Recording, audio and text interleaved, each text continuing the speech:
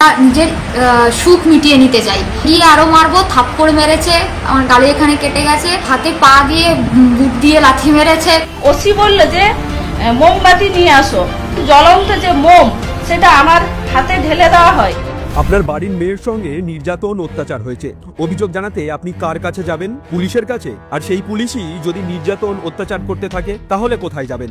রক্ষকই যখন ভক্ষক হয়ে ওঠে তাহলে আপনি কি করবেন? দেখুন এই ভিডিও। পশ্চিম মেদিনীপুরের ঘটনা রীতিমতো ভয়ের আতঙ্কে। ফের একবার বাংলার পুলিশ প্রশাসনের নগ্ন রূপটা এবার সবার সামনে উঠে এলো। পশ্চিম মেদিনীপুরের এসপি ধৃতিমান সরকার, তিনি কীর্তিমান বটে। তোলামুলি প্রধান মমতার আরো এক গুণধর দলদাস মেদিনীপুর মহিলা থানার ওসি সাথী বাড়ি। শান্তিপূর্ণ বিক্ষোভ দেখানোর শাস্তি দিতে মহিলা পড়ুয়াদের জেলে তুলে নিয়ে অমানবিক নির্যাতন অত্যাচার চালায় এই ধৃতিমান সাথীরা। পড়ুয়াদের দোষ, যাদবপুর বিশ্ববিদ্যালয়ে ঘটনার প্রতিবাদে মেদিনীপুরে কলেজের সামনে শাসক দলের অন্যায়ের বিরোধিতায় শান্তিপূর্ণ বিক্ষোভ দেখাচ্ছিল তারা। বিক্ষোভরত 4 ছাত্রীকে তুলে নিয়ে গিয়ে মারধরের অভিযোগ পুলিশের বিরুদ্ধে। শুধু মারধর নয়, বুট দিয়ে সারা গায়ে মেরে কালশিটে ফেলে দেওয়া হয় বলে অভিযোগ করেন এক ছাত্রী।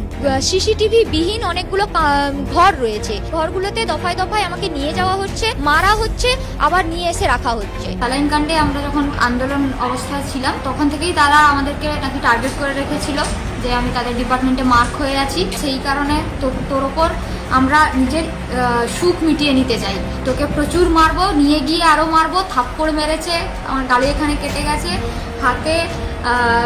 হাতে পা দিয়ে বুট দিয়ে লাথি মেরেছে, কেটে গেছে, বিভিন্নভাবে টর্চার করছে। এখনকার ওসি সাথী বাড়ি আমার সঙ্গে ফোনে স্পিকারে কথা বলে বলছে তোর কোন বাপ আছে, কতগুলো বাপ আছে, কোথায় কোথায় বাপ আছে, সবাইকে ডাক, কে তোকে ছাড়িয়ে নিয়ে যেতে পারে সেটা আমিও দেখবো। আরো এক ছাত্রী অভিযোগ করেন জ্বলন্ত মোম গায়ে ফেলে লাথি মেরে বেল্ট দিয়ে মারা হয় তাকে।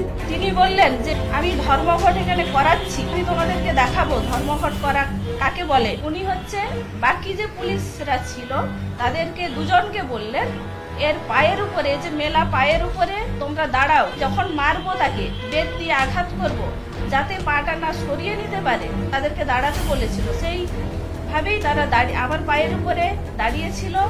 পরপর আমাকে বেত মারতে থাকে। ওসি বললো যে মোমবাতি নিয়ে আসো, মোমবাতি তারা নিয়ে এসে তাকে জ্বালিয়ে জ্বলন্ত যে মোম সেটা আমার হাতে ঢেলে দেওয়া হয় এবং পায়ের বিভিন্ন জায়গায় ছেঁকা দেওয়া হয়। প্রতিবাদী কণ্ঠরোধ করতে এমন নির্মম পৈশাচিক অত্যাচারও চালাতে পারে চটিচাটা দলদাস পুলিশ।